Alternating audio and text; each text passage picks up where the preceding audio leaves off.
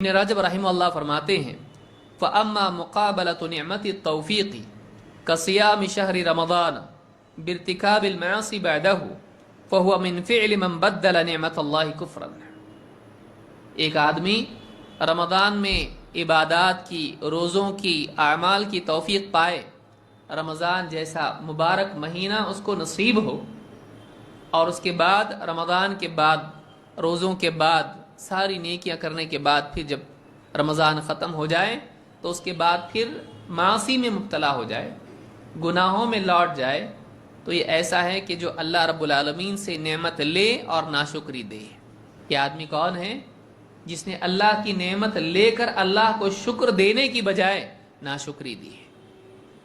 اس نے شکر دینے کی بجائے کفر دیا، اللہ کی نعمت کا اس نے گویا کہ انکار کیا، اس نے اللہ کی نعمت کی ناقدری کی۔ تو ایک آدمی رمضان کے بعد جب گناہوں کی زندگی میں لوٹتا ہے، یہ آدمی اس آدمی کی طرح ہے جس نے اللہ کی نعمت کی کوئی قدر نہیں جانی ہے۔ اس نے اللہ رب العالمین کے انعام کے بدلے میں ناشکری کا تحفہ پیش کیا، اللہ کی شان میں اس نے گویا کہ گستاخی کی۔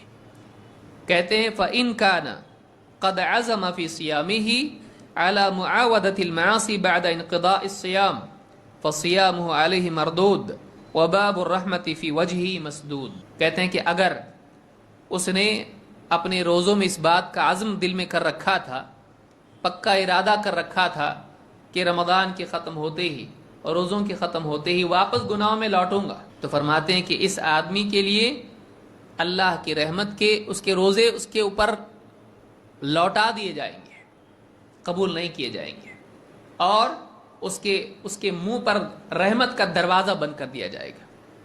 آپ غور کریں، مثلا آپ کسی کے گھر میں داخل ہونے جا رہے ہیں اور وہ دروازہ آپ کے منہ پہ بند کر دے، کیا ہے؟ یہ آپ کا انسلٹ ہے، یہ آپ سے نفرت کا اس سے زیادہ اظہار کیا ہو سکتا ہے؟ تم ہم کو، ہمارے گھر میں آپ نہیں چاہیے، ہمارے گھر میں نہیں آنا۔ تو فرماتے ہیں کہ ایسا ہے کہ اس کے اوپر اللہ رب العالمین کی رحمت کے دروازے اس کے منہ پر بند کر دیے جائیں گے، اس کو داخل ہونے کا موقع نہیں ہے۔ تو نے اللہ رب العالمین کی نعمت کی ناقدری کی، لہٰذا اللہ کی رحمت تیرے لیے نہیں ہے۔ اتنی سخت بات ہے اہل علم نے کیوں کہیں؟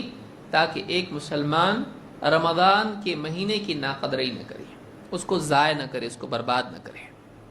لہٰذا شوال کا مہینہ شروع ہو رہا ہے، یہ آزادی کا مہینہ نہیں ہے، یہ اپنی بندگی کے عہد کی تجدید کا مہینہ ہے۔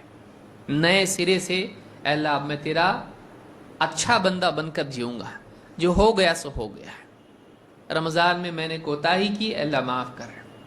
پچھلی زندگی میں نے گناہوں کی گزاری، اے اللہ مجھ کو بہتر زندگی کی توفیق دے۔ اس عزم کے ساتھ ایک آدمی شوال کا مہینہ شروع کرے۔ پہلا عمل یہ ہے، یہ عزم کہ اب میں صحیح جیوں گا، پہلا کام شوال کے مہینے میں آدمی کو کرنا چاہیے۔